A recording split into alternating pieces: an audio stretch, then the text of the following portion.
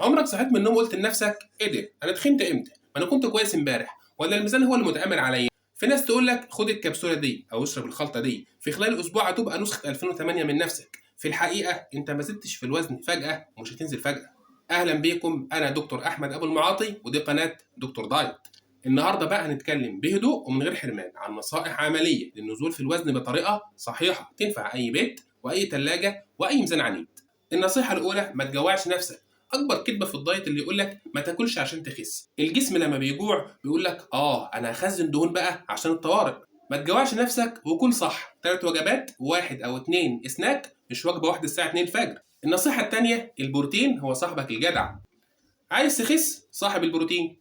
بيض، لبن، فراخ، لحمه، سمك، بقوليات. البروتين بيحافظ على العضلات وبيشبعك وبيزود حرقك. لكن تعمل دايت كله عيش وبسكوت دايت، ده مش دايت، ده اختبار صبر حضرتك. النصيحه الثالثه: اشرب ميه. في ناس بتكون فاكره نفسها جعانه بس هي في الحقيقه عطشانه. الميه بتساعد على الهضم وبتقلل الجوع وبتزود الحرق.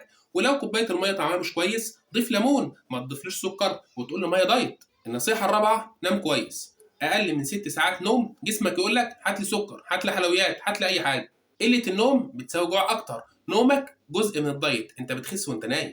النصيحه الخامسه: كل اكل حقيقي. اكل حقيقي، اكل حقيقي. قاعده بسيطه: لو الاكل ليه اسم غريب ومش عارف تنطقه غالبا ده مش اكل. الاكل المعروف هو ايه؟ خضار، فاكهه، لحمه، فراخ، بيض.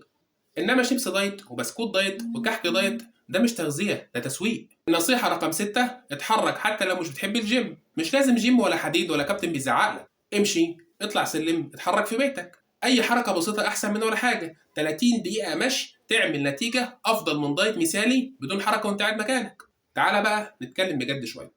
ادويه التخسيس مجهوله المصدر والكبسولات اللي بتحرق الدهون وانت قاعد مكانك دي مش ادويه تخسيس، دي بتلعب في القلب والضغط والكبد والاعصاب.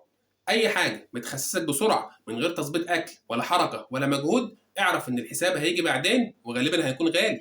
الخلاصه: التخسيس الصح اكل متوازن، نوم، حركه، صبر.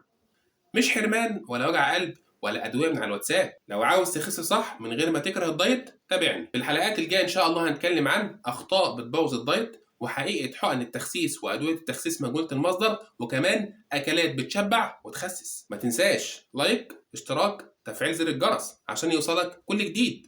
كان معكم دكتور احمد ابو المعاطي، وخليك فاكر التخسيس مش سباق، ده اسلوب حياه. سلام.